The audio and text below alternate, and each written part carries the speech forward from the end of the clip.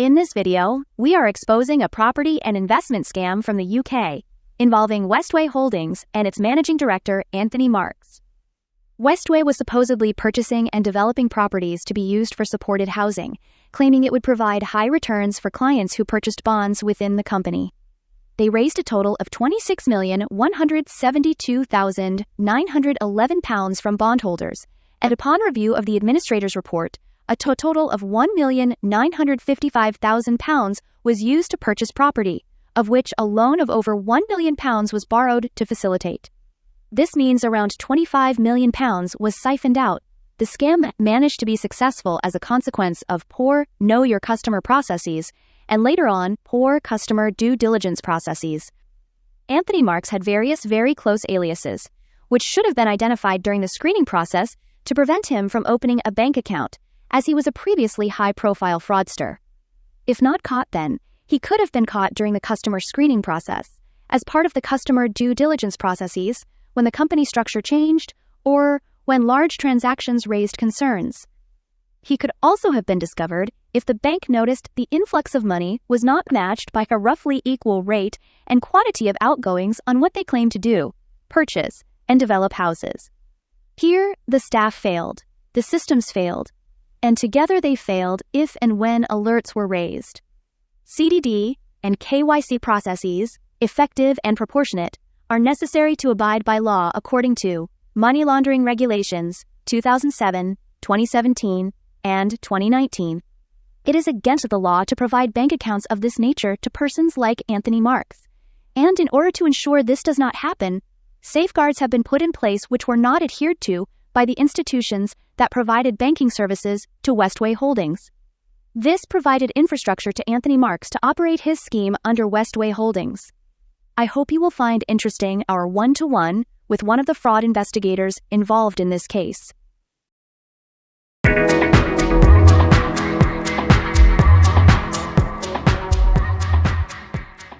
Welcome, Zan. We are here again with you on another video on the FinCrime Agent YouTube channel. How are you today? Hi, Marco. You okay? Thanks for having me. I'm doing good. Excellent. For those of you who missed the previous episode, we already interviewed Zan to understand how fraud actually is when you work as a fraud analyst. So if you haven't, I suggest you to go and look at the other episode as well. But today we're gonna talk with Zan about something else. Zan, maybe you wanna give us an overview on what we are gonna cover today to our audience. Yeah. Thanks, Marco. So today we'll go through basically Ponzi schemes, so large-scale complex scam. You don't usually come across this, and they're much more difficult to sort of work with and understand. They feel genuine initially, but towards the end you sort of understand that actually what you're dealing with is indeed a scam or it's fraud.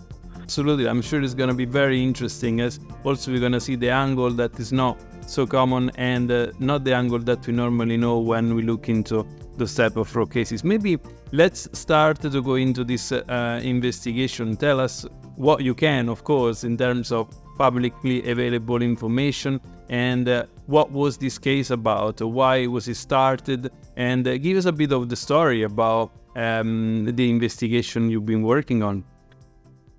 Yeah, so just a bit of sort of context to start with, I suppose. So we're looking at investment scam. Essentially what happens is that there's a company, they claim to be genuine. They probably are initially, and they basically advertise to potential investors to onboard them, bring their money on board basically in return for interest payments in the midterm. So if you give me £100,000 today for 3 years, I'll use it as part of my business venture doing X, Y, and Z. And as a result, every year I'll give you 5, 10, 20% interest in return. And people find this as a favorable investment to standard ISAs, stocks and shares, ISAs, etc. It's higher risk, but it's higher reward. Yeah. In the public domain, generally, initially, it's just genuine information about the company and what they're doing. And it is genuine initially. Very often it looks genuine, it is genuine. But there's a risk, sorry, not a risk. There's a sort of chart, if you will, of the money they're onboarding through new investment and the amount they're paying out through interest coupons to the others. And when it becomes when it gets to a situation where they're not making as much money as they are paying out, very often they can make the decision to just basically do a runner with the money. So a lot of the information is on the public domain, but it's genuine information usually. And so finding the actual parts that make it a scam can be very difficult. And it's very difficult to prove as well because they have a long-standing, established, genuine look to them. Right, right. And can we name what is the scam? I mean, who is the center company around this scam? Yeah. So sorry, I should have said. So this particular one is Westway Holdings Limited, orchestrated by Anthony Marks. So excellent. Maybe let's go a bit more into the details of this scam and what they were actually doing. How do you guys find out about the scam? Walk us through basically the highlights and the crucial points, you know. I would also be very curious to know what you enjoyed the most about working on this case. The scam, usually with investment scams, they uncover when interest payments stop to the customers for whatever reason.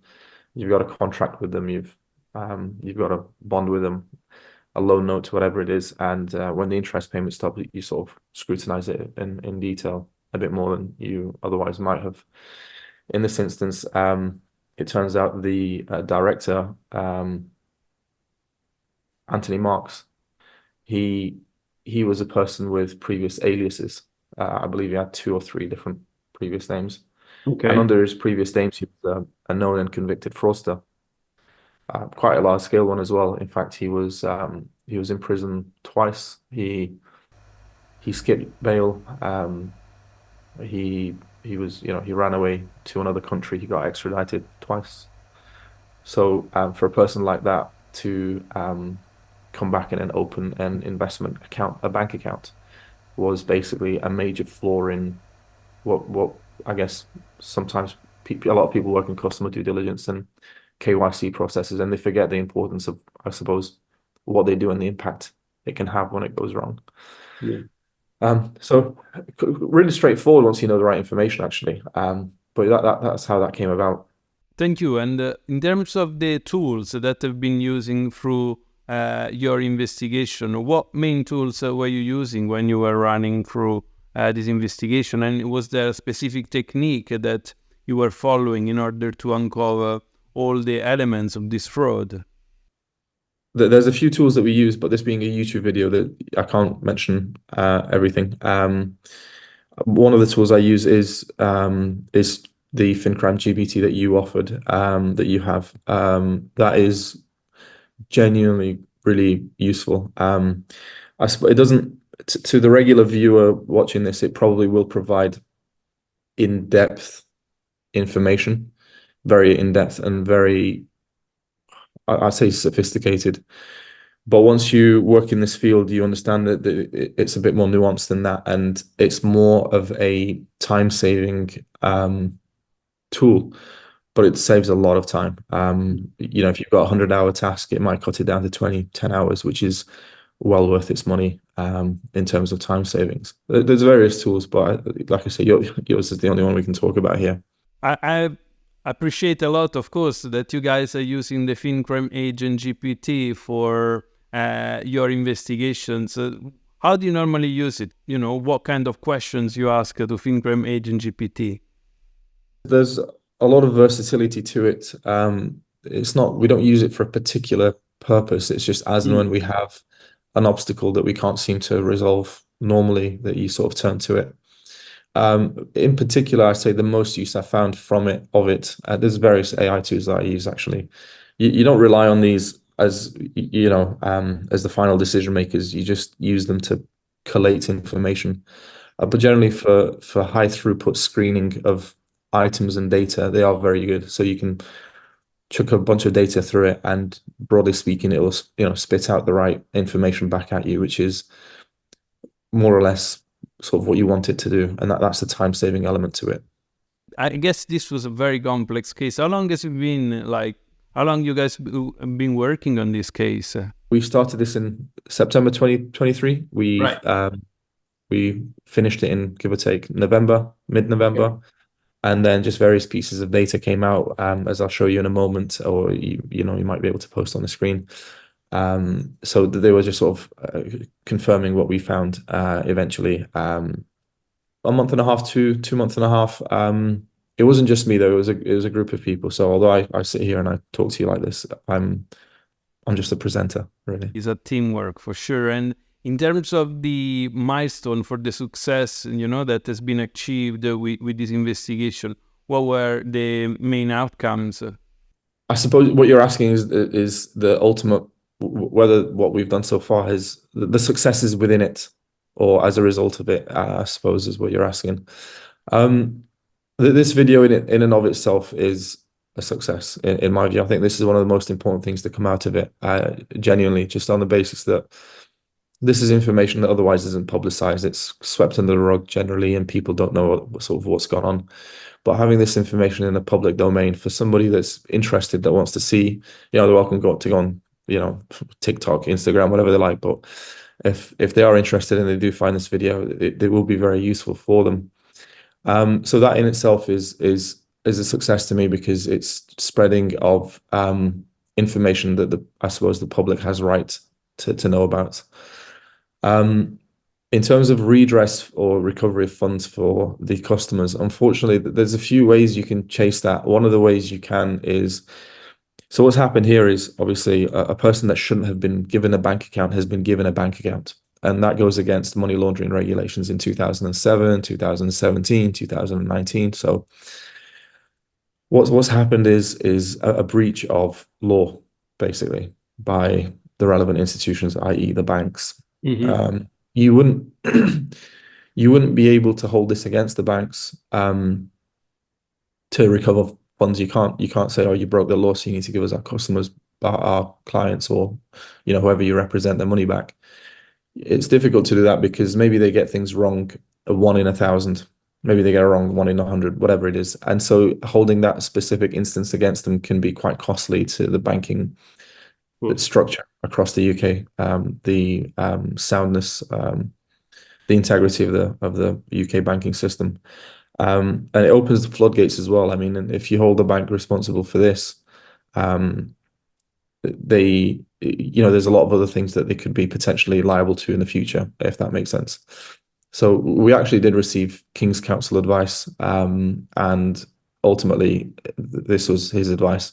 It's perfectly sound. Every point that we've made is correct, and there's about 30 odd pages in the document that we've provided to him, and ultimately he says, although it's correct, it's not going to work in the court of law. You mentioned before the ability to talk about this in public places, like on this channel.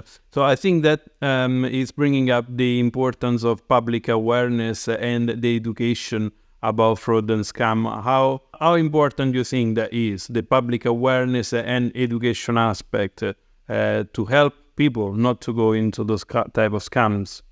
But I think education and knowledge and spreading of this information is very important, because the reason we have so much fraud, scam, and monetary loss in the UK, so many lives are destroyed, so much hurt and pain is spread as a result of it.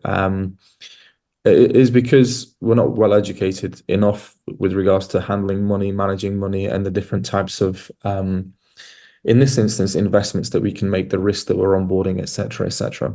And as a result of that education not being there, what we do is we point a finger at the bank for responsibility, where realistically, to an extent, it is unfair. I see both sides, but I think it's unfair. For instance, here, I think it's unfair that the bank have given a bank account to a known criminal. I don't think that's fair. I really don't think that's fair. Likewise, I think a person, where they part with their money, they should be aware that they take that risk. Just because there's an intermediary involved doesn't mean they should hold a type of responsibility. So I'm glad I don't have to make the decision for the regulations and whatnot. But education is very important as a whole. If we look into the future, how do you see like the technology that should be evolving to be more effective in tackling this type of financial crimes? From my experience here, I don't think technology was a limiting factor. The technology was there. I mean, I'll send you the web pages you can post up here. Anthony Marks was on the news, and there's news articles about him from 1998, and then he went to prison, and then back again in 2008. Again, so these are all public information, and we found it now. Imagine all the posts that got deleted in the interim.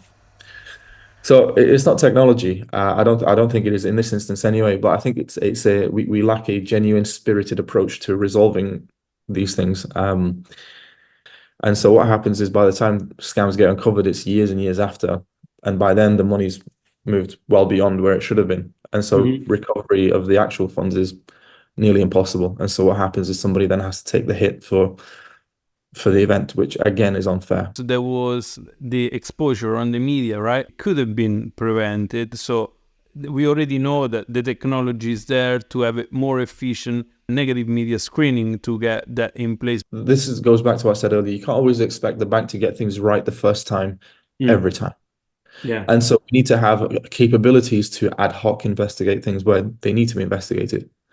So if I take you to this particular instance, that guy was a criminal. So let me go through the things that we have to in KYC and CDD to spot these people. You've got CIFAS, however you want to pronounce it, Experian, Equifax, National Serum, MIT searches, alerting financial institutions to suspect mule accounts, for example, the National Fraud Initiative, application fraud checks, telephone number searches, address cross checks, etc.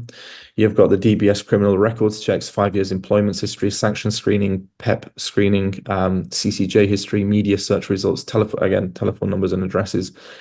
Now, a guy that's just come out of prison, he's not going to have much going on because he's been in prison for 5 years. He's probably not going to have a phone contract. He's not going to have this. He's not going to have that. He's going to have a very empty history. And that in itself is a red flag. So, and if you're unable as an institution to carry out the relevant due diligence on the person you're entering a business relationship with, you shouldn't proceed. And that's clear in legislation. Of course. So the technology was there, but again, even if it failed, which it can do, it's not magic. Even if it does fail, we should be able to ad hoc investigate these things to make sure that we bring closure about quicker and that the funds aren't used maliciously to cause harm down the line. So again, it's just my view, obviously. Thank you. I think we get close to the end of the interview. Is there anything maybe you want to leave as a closing remark for the viewer, to walk away with? Again, the purpose of this video is I just want it to be clear so that the relevant people maybe understand how to use it. This isn't really for me, and it's not for you even. It's just to be able to put something out on the web that people can benefit from. It's how large-scale fraud works, and basically, you've got a whole investment scheme that was built by a convicted fraudster. Twice convicted, in fact. He could have been easily found, but wasn't. There's relevant systems in place to find him, but they didn't work. And it's important that we see how these things happen because it is complex. This guy has orchestrated this. So long as, I guess, the viewer can take from this how these things, an example of how these things operate, or what sometimes that you need to look out for, and how the systems that we have can be bypassed. You can also understand maybe the importance of what you do as a KYC individual or a CDD individual within the bank or whatever field you work in. This is what basically the take home of this is to be able to amalgamate sort of what you do as a singular line of work to all the other processes around you that build up the matrix that is the AML structure that we have. So long as you take that with you, and then whatever sort of checks you want to do afterwards, you can do. I'm not here to publicize myself or you or anybody, or to blame anybody for what's happened. Just here to spread a bit of information, and if anybody is so interested, they can follow up on this and see where curiosity takes. 100%. So if I can add to that, I would say don't just rely on the institutions to protect you, which of course is their job to have all the policies, procedures in place to make sure that this is minimized. But there is still a massive risk out there, and fraud is one of the biggest crimes we've seen in terms of spread and volumes in the recent years. So always be very vigilant whenever you are proposed to do an investment of any size, really. And I think we are at the end of today's call. Zan, I wanted to say a big thank you for sharing your experience on the channel. If next time there will be some more investigation, let us know, and we can arrange another call to share your knowledge and any interesting case really with people on my channel. Yeah, no, thanks for having me. If people obviously respond well to this, I'm happy to share more information if it's something that they're interested in, for sure. Thanks for having me, Marco. My pleasure. So, as Zan said, let us know if you are interested to find out more about different type of cases like the one that Zan mentioned today. So you can do that by writing your comments in the video description right below. And if you haven't subscribed yet, remember to subscribe to my channel and share it with your contacts if you like. If you want to support FinCrime Agent, you can also do that with a super thanks directly on this YouTube video, or feel free to check out our Patreon page on patreon.com/fcagent. And with that, we are at the end of today's call, so thank you for watching. Thank you, Zan, for your time today, and until next time, see you soon.